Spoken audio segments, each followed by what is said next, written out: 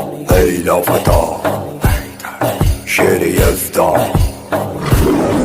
Mera Maula Haydar Haydar, Akhi-e Nabi, Noor-e Nabi, Mera Maula Haydar Haydar. আরে আপনি এইভাবে আশিক রাসূলের প্রমাণ দিতে হবে কেন? আশিক রাসূলের প্রমাণ আল্লাহ রাসূল কিভাবে দিতে বলেছেন সেইভাবে দিতে হবে।